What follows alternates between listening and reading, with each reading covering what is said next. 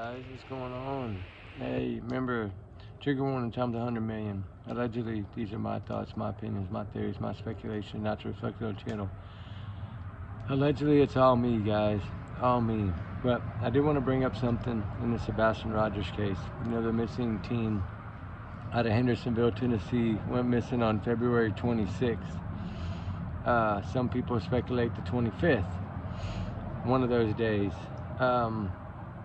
But I did want to go over something because there's a write-up about what Nina said about Terry and Kathy, about how they threatened her with baseball bats, trigger warning. Remember all those things? To get Kish to run her over, all these things that were said. And you know, we have to kind of understand that they are pretty hateful, evil people, right? And in our opinions, you know, in my opinion. But you know, just some of the things that were put out there about them, about what they did to try to get Faith and how they tried to win over the justice system. And you know, when Sebastin filed this second or third or fourth or fifth complaint, whatever number it is, the one that's open in January, late January, that put Christopher Proudfoot out of that home, I believe that's the one that put the Bower Sox over the top. I think we might be looking at all this wrong. I think they might be the ones behind the master plan of this. I really do. And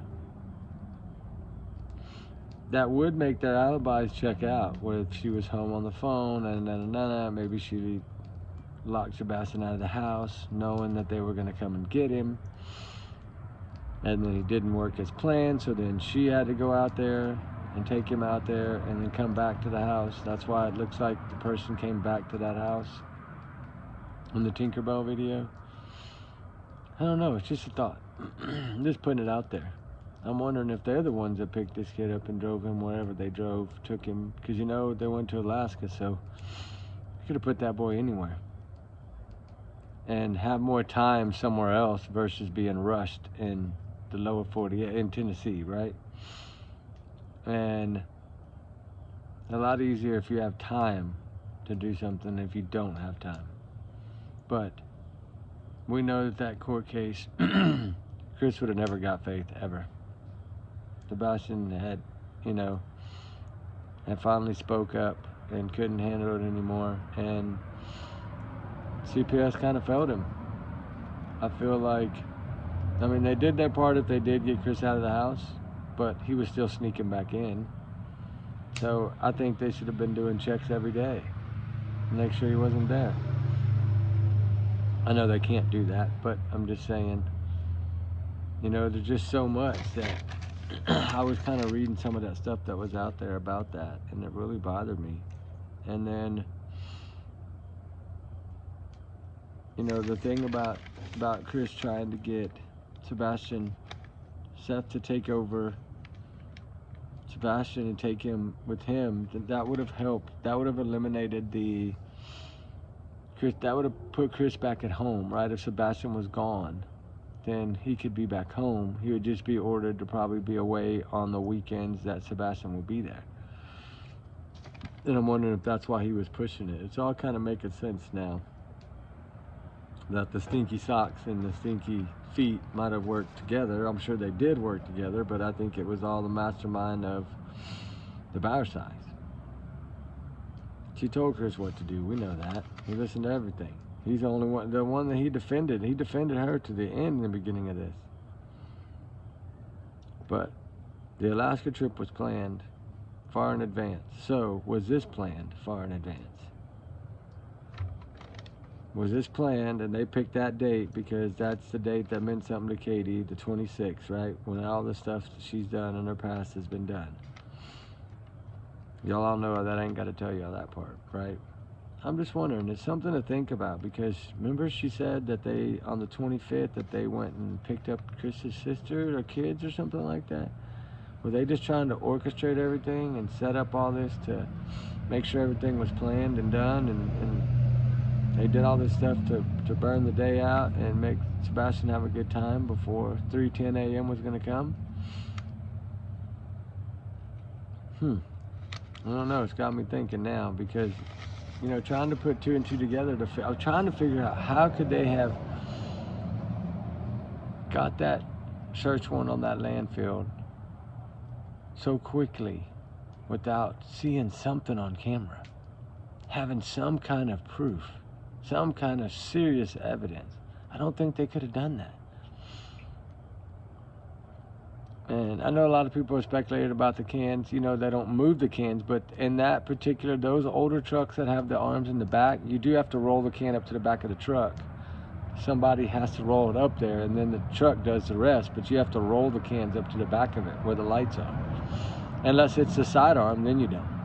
And I don't know exactly, I think it's the rear arm one. I think that's what was confirmed. What is that neighborhood uses the one with the rear, the arm in the rear, which means you have to have somebody put the can back there.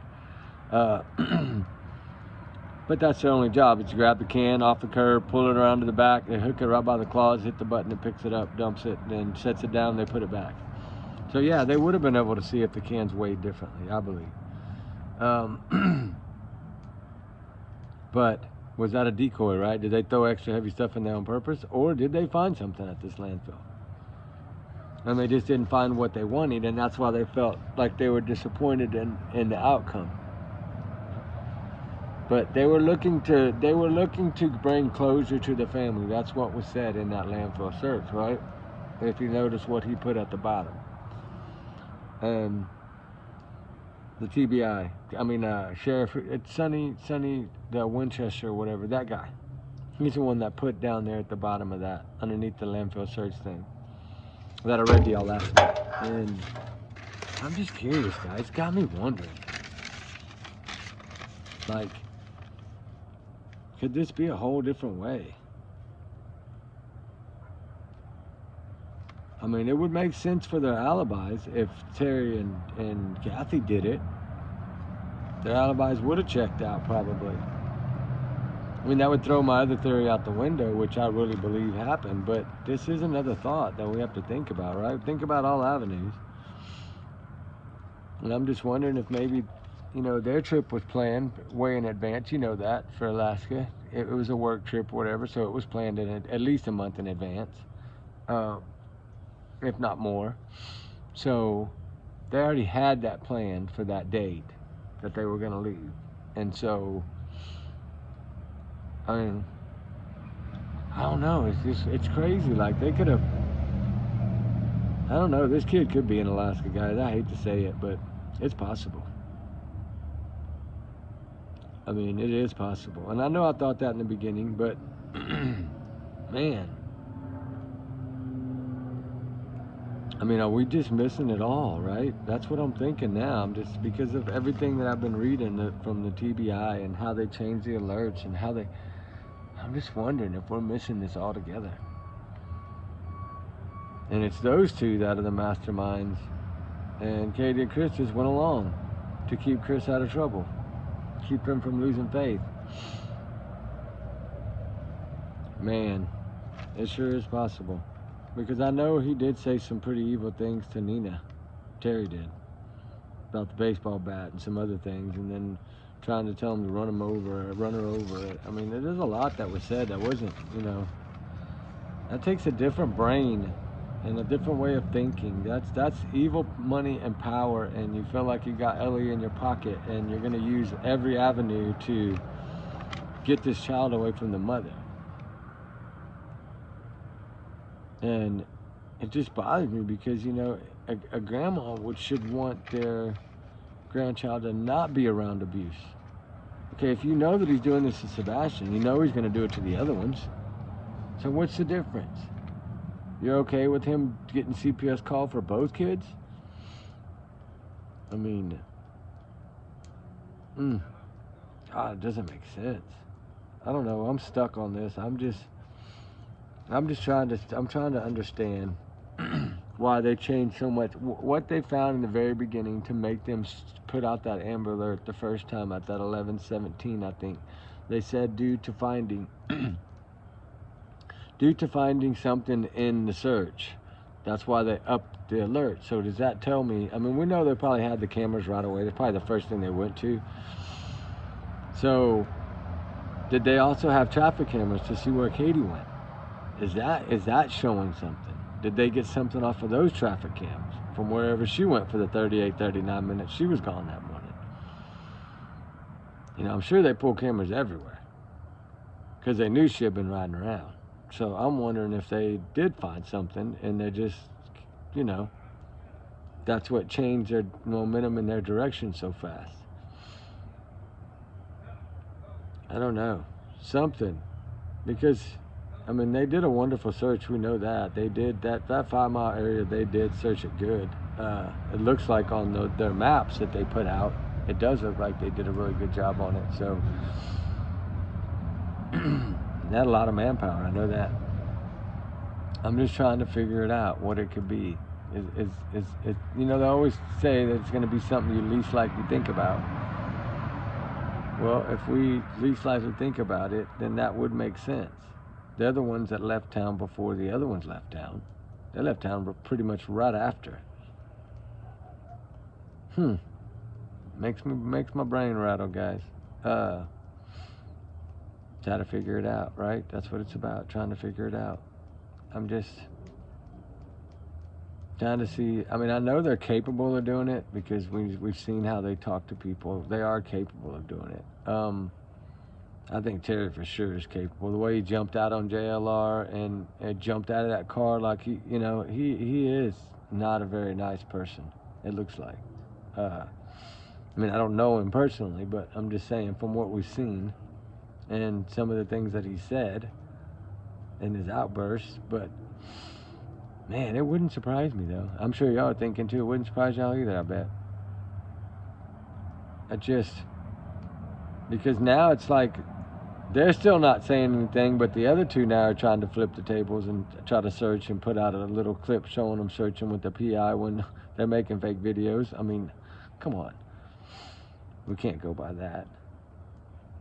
They're probably right over there at Yogi Bear standing outside the camper. Wouldn't surprise me. But I don't know. And then they're pleading the fifth and all this new stuff coming out. I don't know about it, but I just heard about it. I don't know. I'm sure y'all have heard about it. I'm just trying to figure out how could they have made it work. I mean, that would explain the vehicle. It would explain why she came back to the house. She took charge of the car. It does make sense. I'm just wondering if they're the ones that are mastermind behind it all. If they're the ones that help plan this whole thing. Like, this is what you got to do, or you're gonna be in jail and you're gonna not get faith ever. I think that's all they were worried about. And they had resentment towards Sebastin because he's the one that told the teachers on Chris. But he told them on for a reason. I don't know, guys. What do y'all think? It's tough to think about because there's so many ways of avenues. I still feel like it was Chris and Katie and Terry and them with their alibis, but there is a possibility that it's the other way around. I know that. Because that way they're, you know, I don't think they checked anything of theirs. So, I mean, they wouldn't have checked their vehicles. They wouldn't have checked any of that right away, you know. Not in the beginning. I'm sure they've checked everything by now, but not in the beginning. And I'm sure that's what's helping build more of this case. But they are talking now more than ever. So, I guess we'll find out. Hopefully we'll find out soon. You know, justice for Sebastin this boy needs to be found and brought home no matter what. I'm just stuck. I'm trying to get past this point now to get back to where I was before, but it's like it's sucking me in on this side, thinking if they did it, how could they have done that? Like, you know, I mean, it would explain why she was the first one at the house. I would like to know that. I would like to know how she knew whenever they were on three-way and they were on the phone. Were they texting her or something, telling her to get to the house? Or, I mean, she was the first one there. Oh, stinky sock. But I don't know. I'm just praying that it comes out. And I do believe it's all four of them. I really do. I think they ganged up on Nina like that. I think that they're gonna they're doing this as a group, no matter what. Just like they're attacking Nina as a group. And then it would explain kind of, you know, they pushed Katie probably to send in that letter to try to keep him from testifying in New Mexico. So she sent that in 30 days prior, and then that didn't work. So then once that didn't work, I guess they went on to Grandma's master plan, I guess. Yeah, I do think she's the one that planned it all. Her and Terry. I was starting to really feel that. I knew they always helped, but I didn't really think that they may have been the ones that actually... They're the ones that had the trip planned to Alaska. They're the ones that had all that stuff planned already. So, yeah, of course they could have been the ones to do it all. And you'd be looking for a dang needle in a haystack for sure, that far away. Huh. Yeah. You're talking... Oh, my God. So much vast land that's uninhabited, unlivable. I mean, that's great. Alaska is... Oh, my gosh, guys.